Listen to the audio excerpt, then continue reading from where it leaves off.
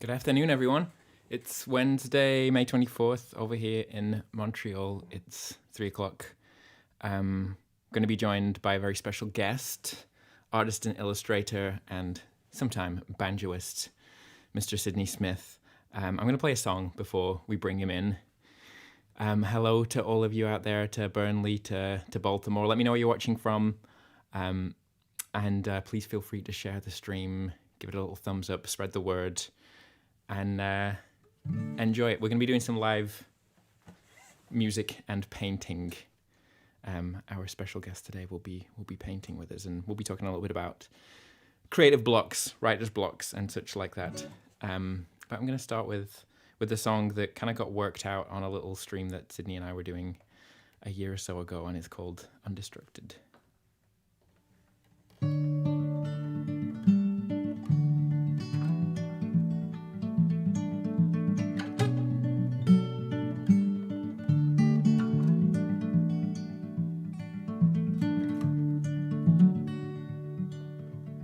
Ask not what you can. Waves won't knock me over. It's the price that appeals.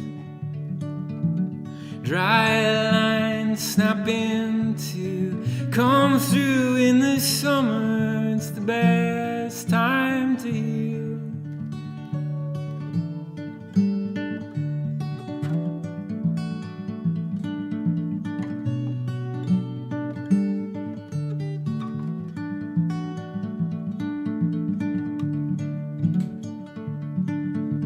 See it out after hours. Rest up, 'cause you earned it. You could call it a deal.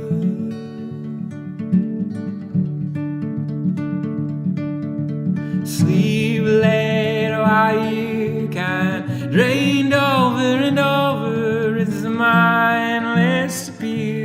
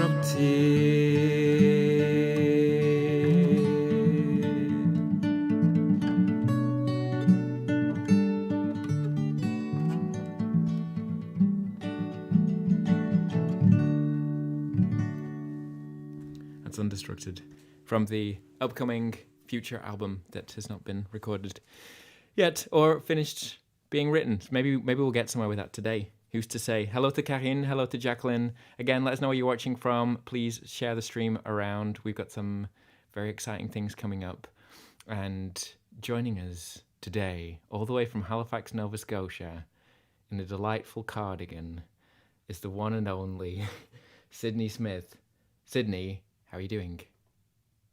Hello, Tim. Hello. How are you? I'm good.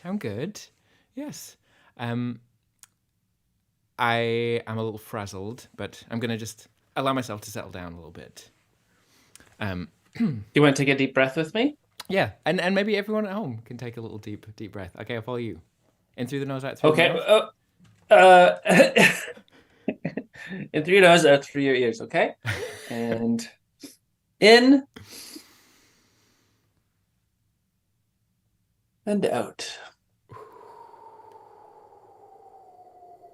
I'm not very good at it. I did think for a second that you were gonna like hold on the in. In. Just...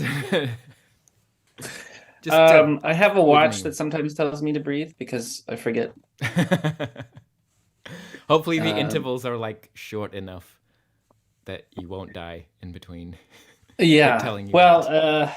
it's one of those things where you don't realize that you're not breathing or that you're all scrunched up. So I am grateful that there's someone keeping an eye out on me, but it does feel a little judgmental, especially for a watch. Do you ever swear out loud at the watch? Constantly. Yeah. Well, I am so glad to have you back on here, getting all serious now, because you've been a wonderful inspiration over the years. Worked on some wonderful artwork. You can see this poster in the background, which it's reflecting the light, which is no good. But you designed the artwork for the first couple of records and did an amazing job. And are just a fantastic illustrator and have just recently released this here book, My Baba's Garden. That's right. Would you like to tell us a little bit about that? Do you happen to have a copy nearby yourself? If you got a copy at home, please hold it up. Hold it up to the cameras on your computers. We're watching you. Yeah, this book. I mean, first off, I'm of the school of thought that under every good dust jacket should be a better case. Yes. So the case is this,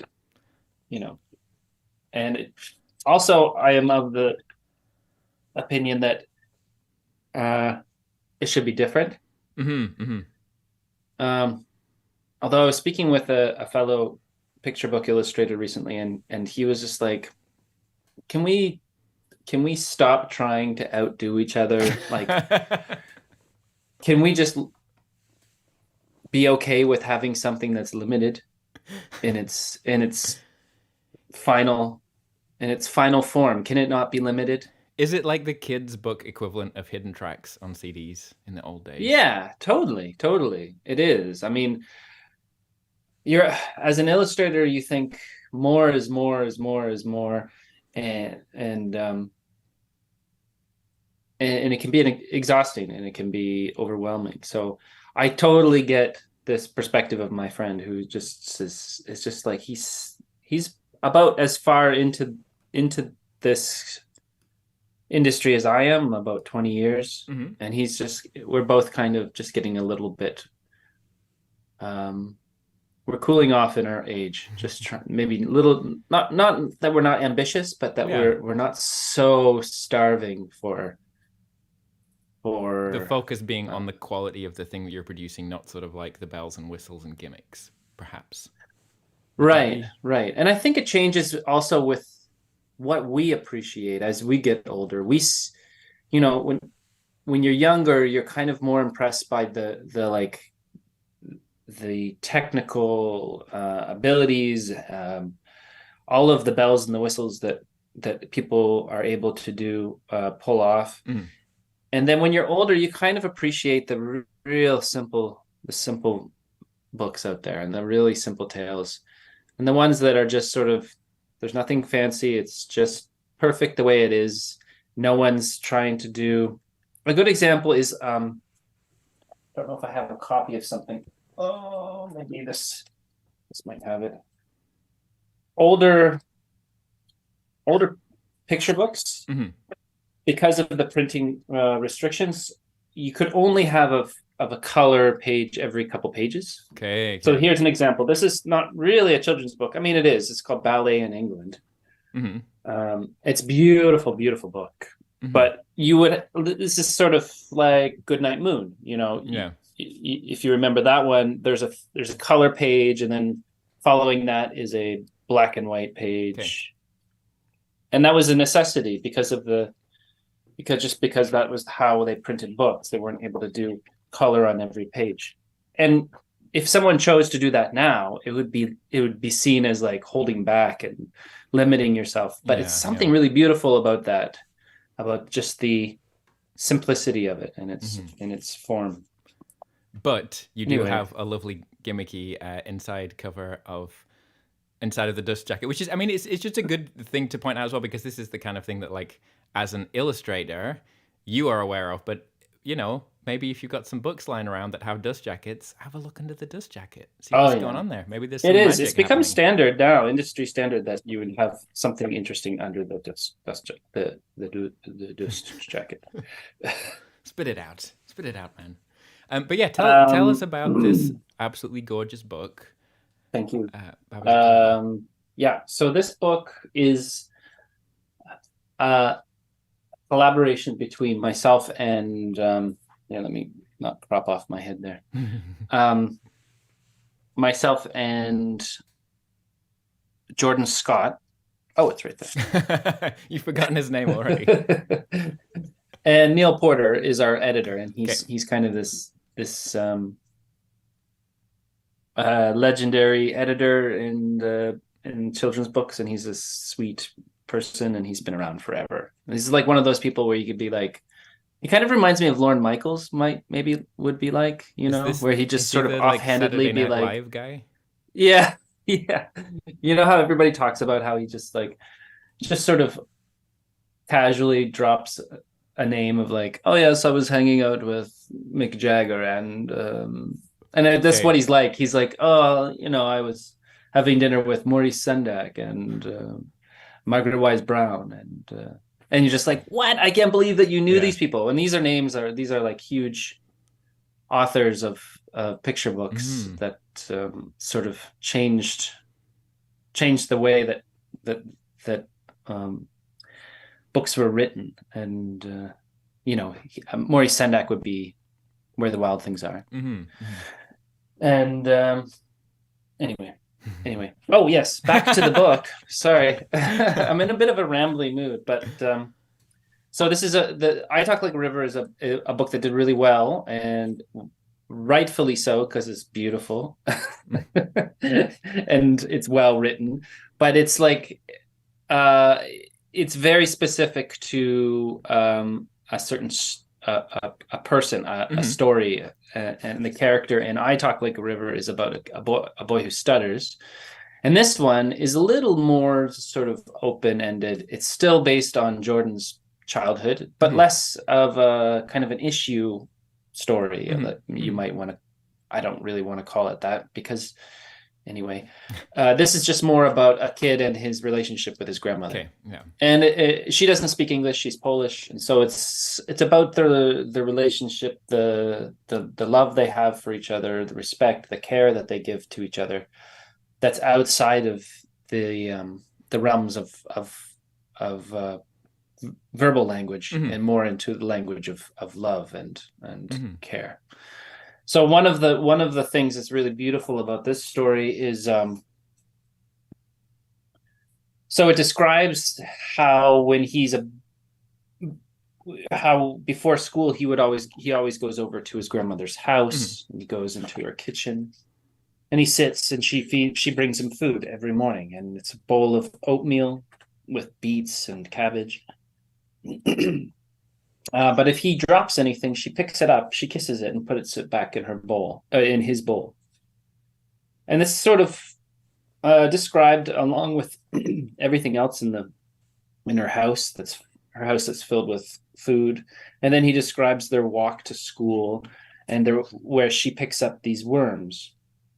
Now, this particular page, you may remember, we were streaming when I did this page, and it might be my favorite one in the book.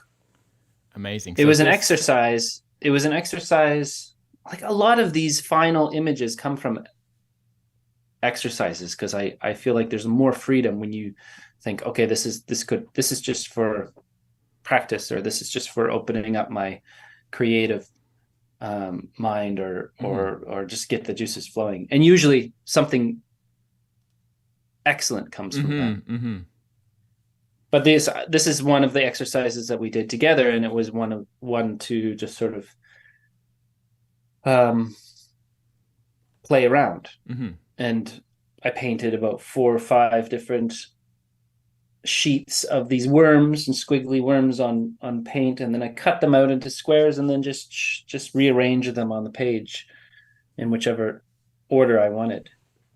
And it was just so great and so fun and kind of playful, that I couldn't not include it in the story. And one of the things that I have realized recently is that it really is all about play. And for me now, I think I'm becoming less about the technical and more about just my experience creating it,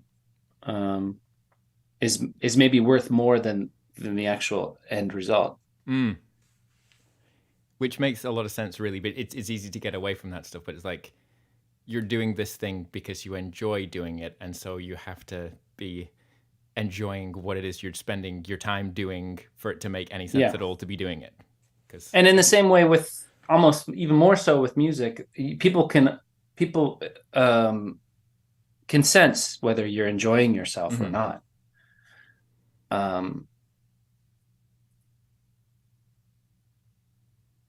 Yeah, but I'm certain that in the images that are created in the spirit of playfulness and play and experimentation or curiosity or exploration, those are the ones that really buzz with this certain fresh energy and kind of fearlessness. On that which subject, is hard to get. On that subject, do you want to explore a little bit? Do some little exercises, play around a little bit, do some painting? Oh yeah, okay, love to. Wow. Do you have what should we do? Because I'm gonna get into this as well. Stolen from Poets is saying that she loved watching the creation of this book and the development of my songs. Thank you. Because we were doing a kind of daily thing on Twitch like a year ago or so, and so I got to watch the development of a lot of that book. But it was really a lot of the work that we were doing was just exploring and trying to, like you say, just play, just like get lost in what we're doing. But I think it would be fun if I just improvise a little bit, and maybe I'll put some restrictions on. So if anybody, a thing that I have are this deck of cards. This is very elaborate, where I've just written names of keys on them. It's very fancy, etc. But because we've got all the people watching, maybe somebody can just give me a key to work with. Pick a key, any key, and maybe another person can give me a time signature, a 3/4 or a 6/8. Although I don't really know the difference between those all the time, I must be honest. Or a 7 or a 6 or something like that. But on your end, Sydney, we do have a little camera above your station here. And and what have you been doing recently? Because I know that when you were working on that last book, you were sort of doing like just little sketches to begin with, to just kind of get yourself warmed up, almost like kind of like musical stretches or something like that. So what have you been doing lately to kind of get those juices flowing? And I don't know, do you have any inspirations today of what you'd like to do? And would you like to ask for any restrictions from? I do like the idea of restrictions, but I don't know what I've been doing lately. I've been sort of out of sync with my practice, I guess you could say. So I'm just gonna do a classic kind of something that I'm comfortable with, just sort of a kind of a scene, sort of a same kind of light that I always do. I'm going to start with something that just feels comfortable for me, and just like a little bit of a city kind of scene, if you don't mind. I don't mind.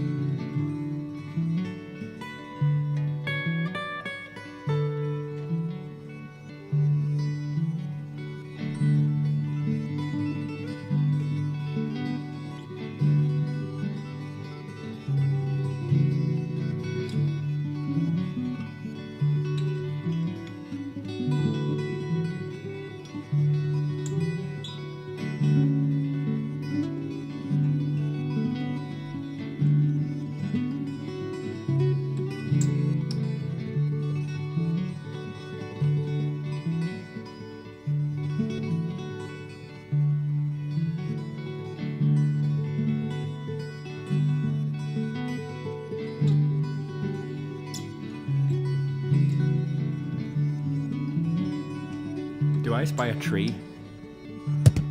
Sure.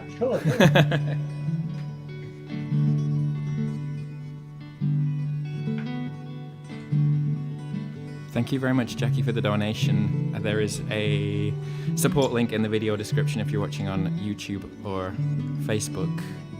And I've pasted it in the chat for the Twitch viewers. Oh, Sid, while I was at home, I was in England a few weeks ago, and I recorded some new birds. There were some really good birds outside at 4 a.m. when I woke up to go to the airport. Oh, really? Would you like to hear them? Of course. Well, you came to the right place.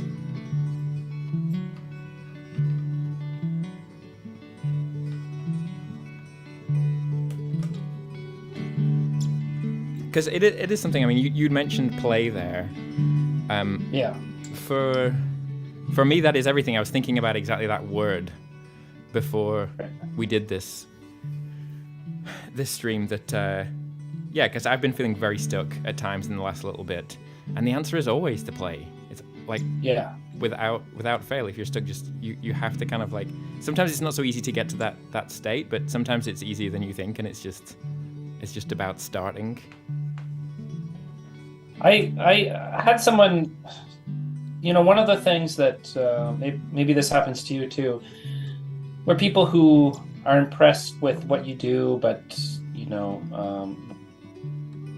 they to give you a compliment, sometimes they put themselves down. They'll say, like, "Oh, I couldn't draw a stick figure. I couldn't carry a tune. Whatever." Totally. And I hear it all the time. And one of the most recent times, I was just kind of like, I don't know. I kind of wanted to say something different rather than, oh, well, I'm sure that if you kept up with it or just practice or whatever. Instead, I said, you know what? I don't think that you can't draw. Anyone can draw. And he's like, oh no, that's not true. And I was like, yeah, I mean, like, I can play music. It doesn't mean that I'm very good at it, but I enjoy it. And so that's what is playing music. And if you want to draw, then you can draw. It's just whether you enjoy it or not. Yes. And children draw. If you go to a class full of kids and you say, who likes to draw? Almost every hand will go up. Yeah. And it's because it's not filled with much self-consciousness. They're not really. It's more about having fun. It's not really about the whether the accuracy or the skill.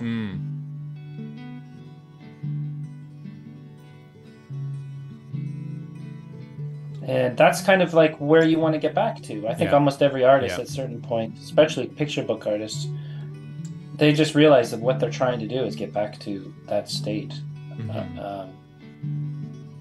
of being a child and drawing. I mean, Picasso said the same thing. It's like his whole life, his whole career is just spent trying to get back to being a child again, drawing like a child again.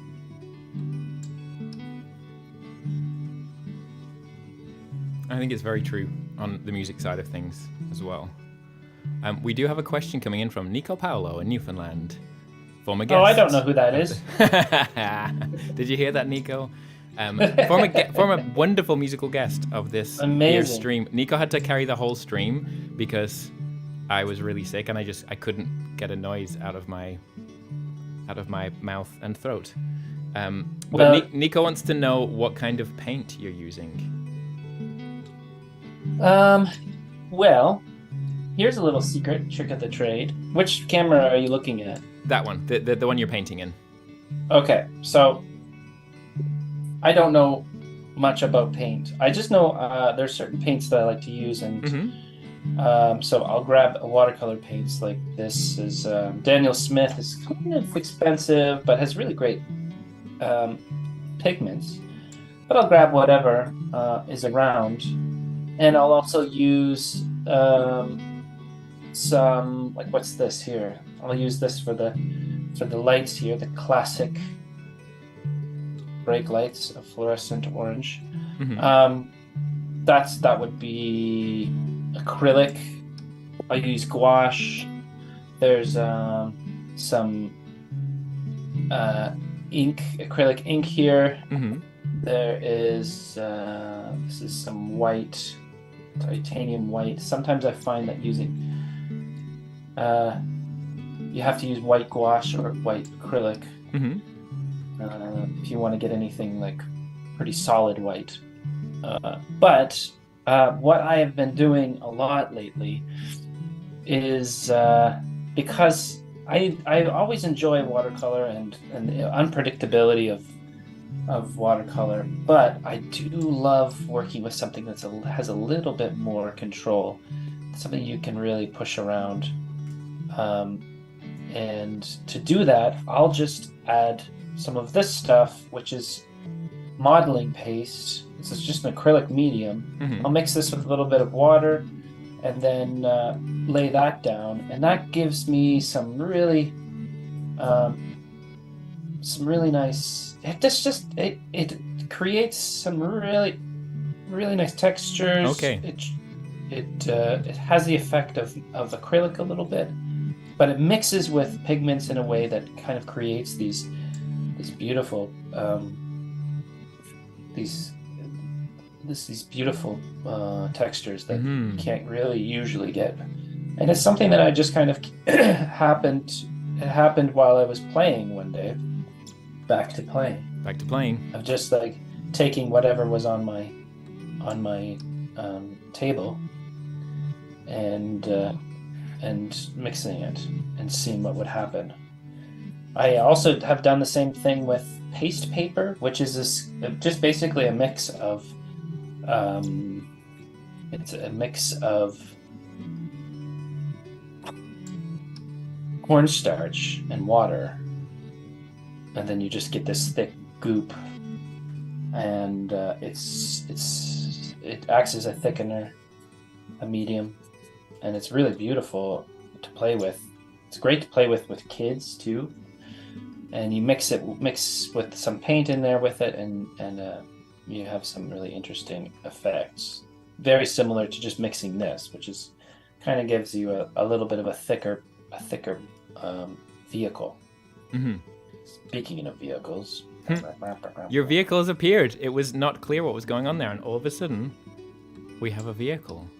There he is. It's like magic. A vehicle. Anna would also like to know what gouache is. Goauche.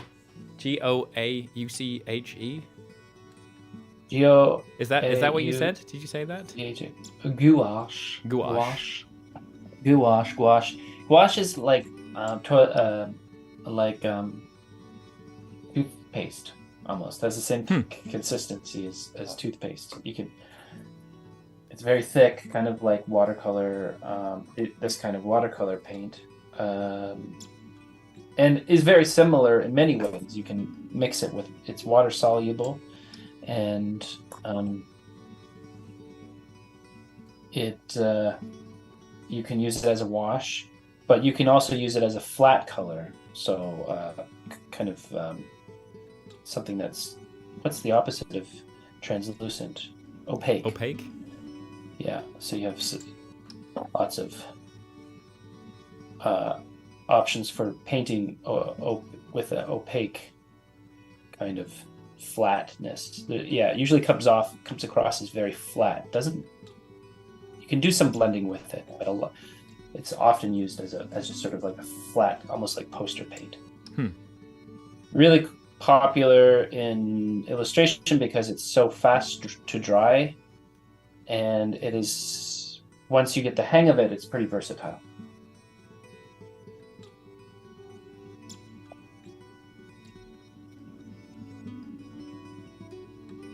I'm going to get back to jamming a little bit.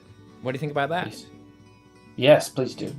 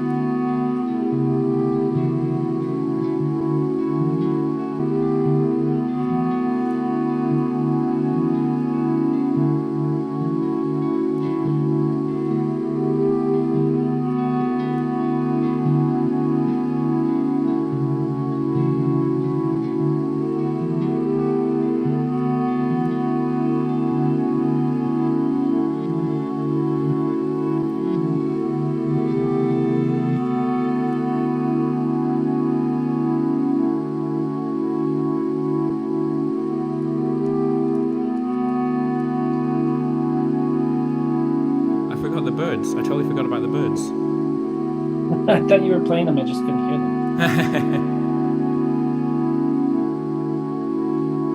Here we go with the birds.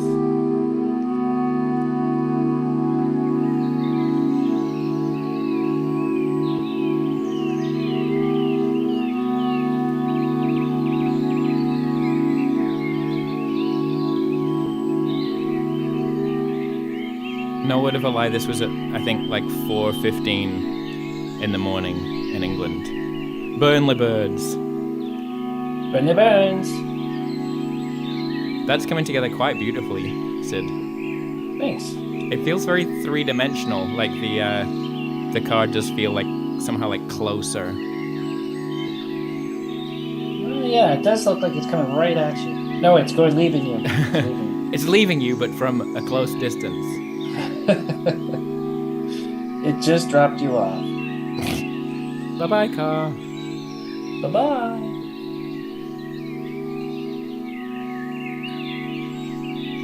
Thank you to Scott for the donation. Again, link is in the video description for anybody who wants to support myself and Sydney. Every week that we have a guest, 50% of the donations go to the guest artist, which is today Sydney Smith, the wonderful Halifax-based illustrator. Oh, it's true. You're it's based true. In, I am You're based Halifax-based. in Halifax. I know. I don't know how I feel about it.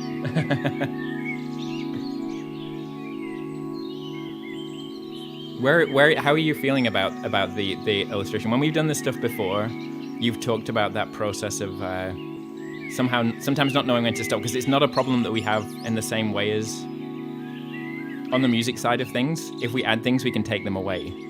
How do you know when to stop?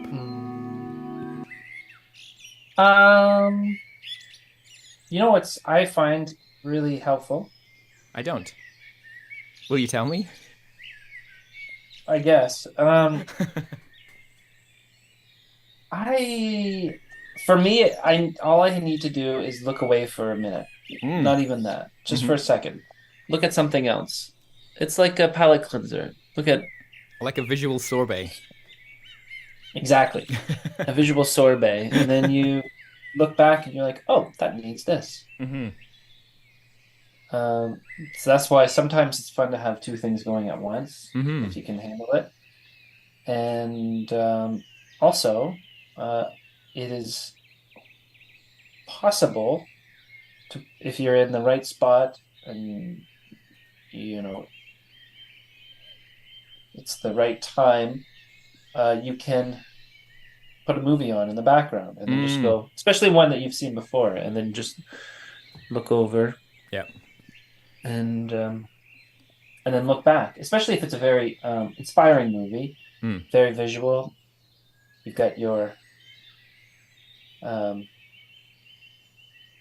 Deakins kind of movies. What's his name? Roger Deakins. I don't know who that is. He's a cinematographer for the most beautiful movies, or some of the most beautiful movies. He was cinematographer for No Country for Old Men, I believe. Okay. Or, I mean, a million. He's done so many movies.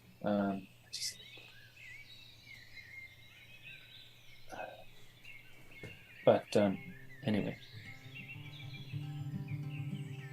That's one of the things I like to do, is just look up cinematographers and see how they, how they've done certain lighting. They've chosen to, how they focus, like Lynn Ramsey with her work.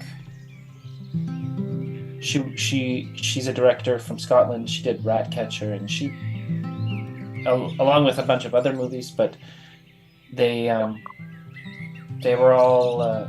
She has such a style to what she focuses on. I mean, her choices make her style, and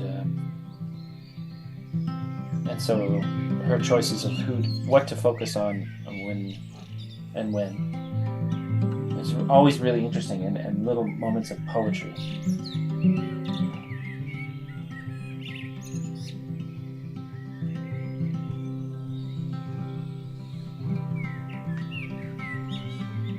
Yeah, for a while I was I've got 2 computer monitors, and I would use one of them and have like the cab view of a train going on a long distance journey, some sort of like slow TV thing, you know, like a 3-hour long train ride through the Alps or whatever. Right. And just to try and kind of give a little, trying to give a little visual distraction almost. And it's the same thing for me as with the birds, where it's almost like if there's total silence. I mean, there's never total silence, but if there is silence, then it feels sort of stressful, and there's something about like if there's other auditory stimulus happening, I can sort of let go a little bit of the thing that I'm doing. So and yeah, and maybe with the visual stuff, it's like it will just kind of like get the brain going and distract you, and it's not just like all the weight is on this one particular thing. So yeah, one of my favorite paintings I did from my Bubba's garden was painted while I was talking to our friend Ross Burns, and it was one that was like very detailed. It's the image from the kitchen. She's sort of in a cloud of steam from a pot of potatoes. I will show that to our guests while you talk about it. Yeah, and it's such it's one of my favorite images, and I was I was about to throw it out. I was about to throw the painting out when I decided I would, you know, no, maybe he called me. I can't remember, but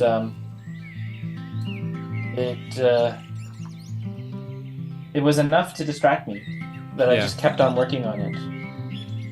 Yeah, the steam is really incredible. That's the one.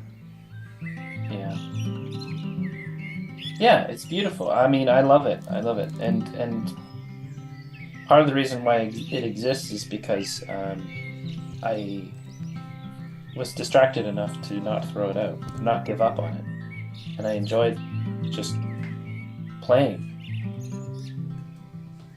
Number 1 lesson here for everybody: play. That's true.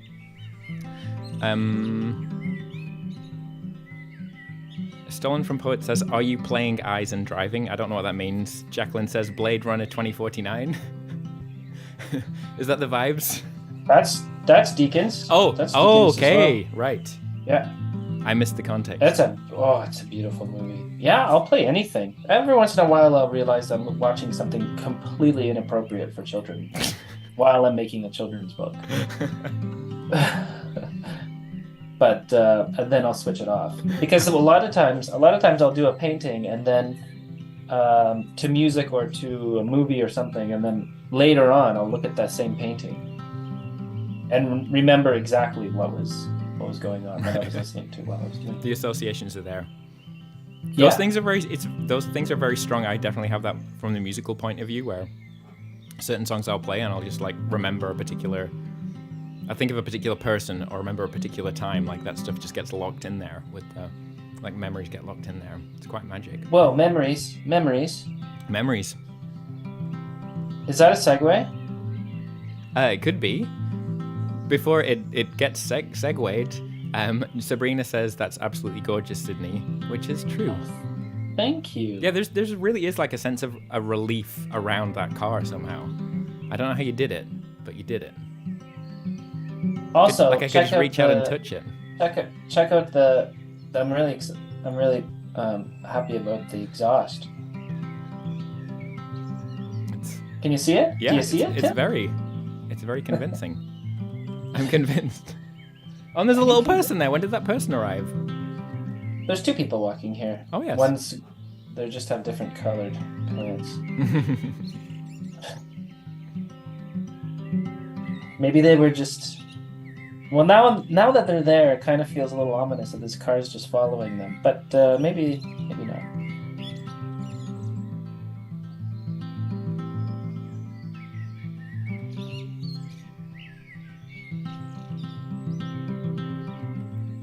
It does feel very Halifax as well. Halifax in the winter.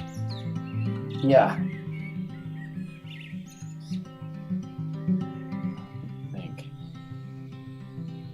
I don't know if I should add any more to this or not. This is the point. This isn't the point that you need your visual sherbet.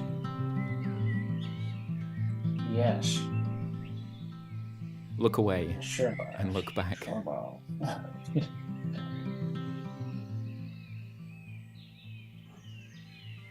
So when you look at cars, Yes. and do you see a face? Like the two, like those are. I do now. I see a face now. No, but like normally, like is it like the cars where the eyes are the windshield, or the eyes are the headlights? I think I probably don't, unless they've got those little eyelash things on top of the lights that you sometimes see.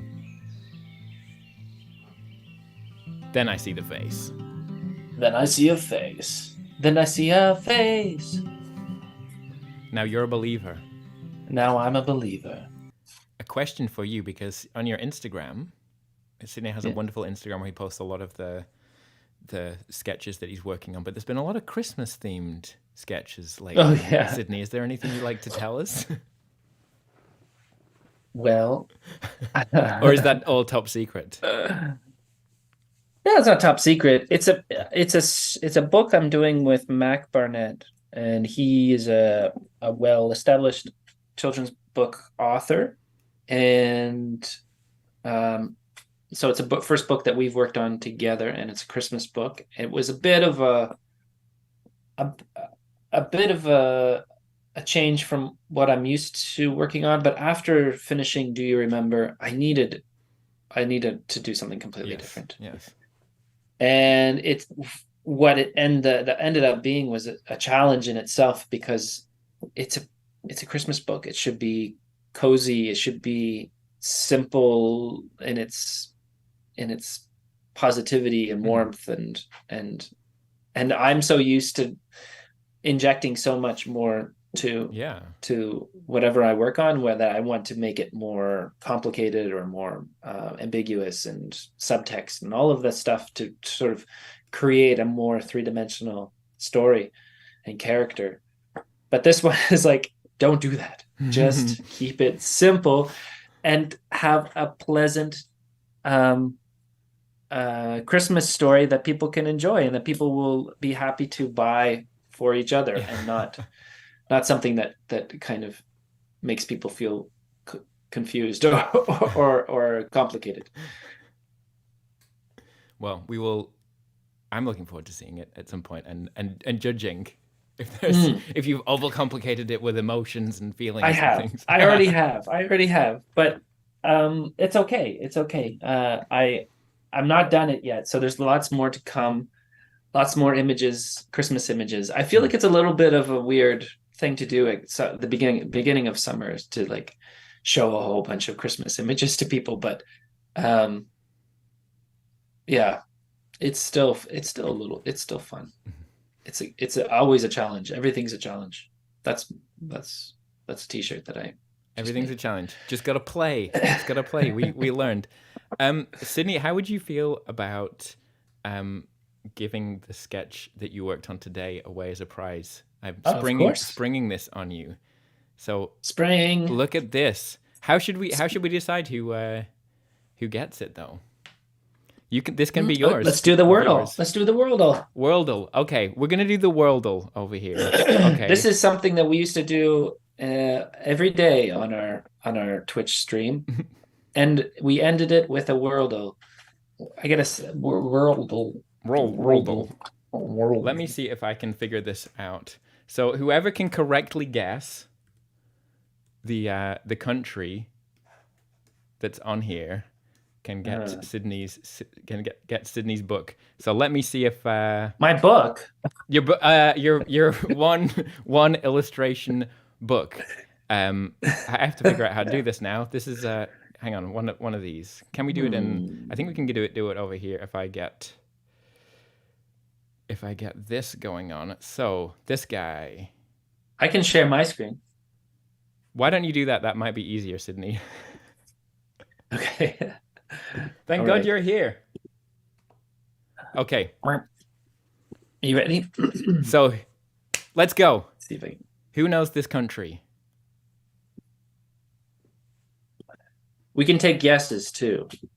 Yes, we can move in because we get directional guesses if we're incorrect on the first thing. So come on. This looks like a coast on the right side. It does, doesn't it? And there's a bit of a maybe. perhaps there's something deserty on the inside with those very straight lines. Very straight lines.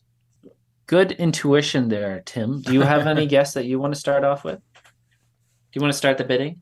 I want to see the viewers get it. We're not getting any guesses so far. Come on, guys. Throw something in let's there. Put them in. Let's put them in the area then. Okay, I know what this is, but Africa. I think it's somewhere in Africa. Okay. Is it the Horn of? Is there some sort of horn in Africa? I think that might be the Horn of Africa. Which country is that? We might have to come up with a different strategy to. Is it Tunisia? I don't think so, but it'll tell us how far away it is. Okay, I'm gonna guess. So we need to go 5,000 kilometers east of Tunisia. East, southeast. Southeast. Wow. Man, we have some. We don't have the. Oh, Karin says Somalia.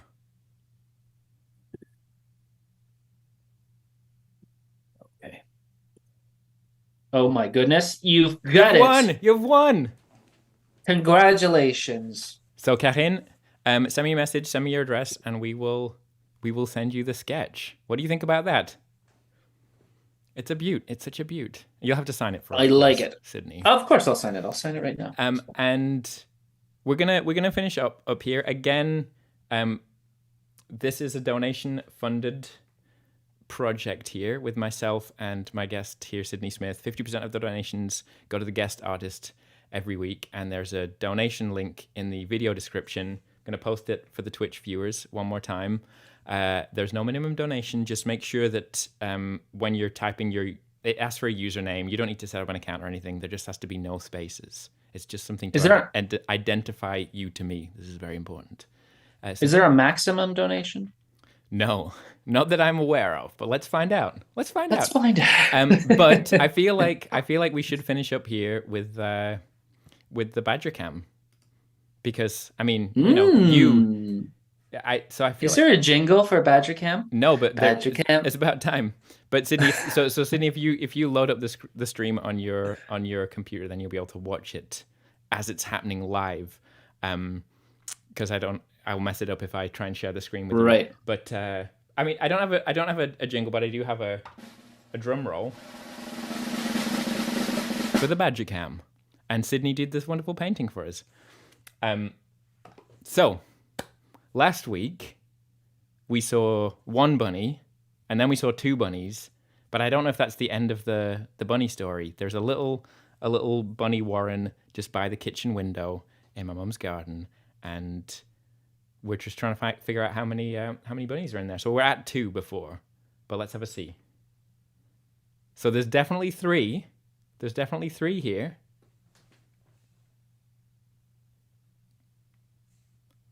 Is that going to be it?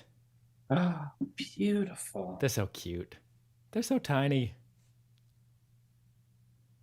So this was during the daytime, and then in the evening, so they came out to play again. 1, 2. Oh my gosh, they're so 3 bunnies. Cute. So maybe that's it. Maybe there's only 3 bunnies. Look how poking his head out.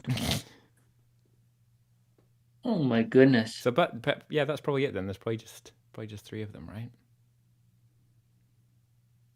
Wow. What's that? There's at least 4. Okay, at least 4. So anyway, there's the BANDCAMP. Thank you everyone for tuning in. Thank you, Sydney, so much for joining us. His book, my pleasure. My always. Baba's Garden, is available in all good bookshops now. And has this one had a lot of translations already? Is this available in multiple countries? Because we do have viewers around the world here. Do you know if there's a German one, perchance?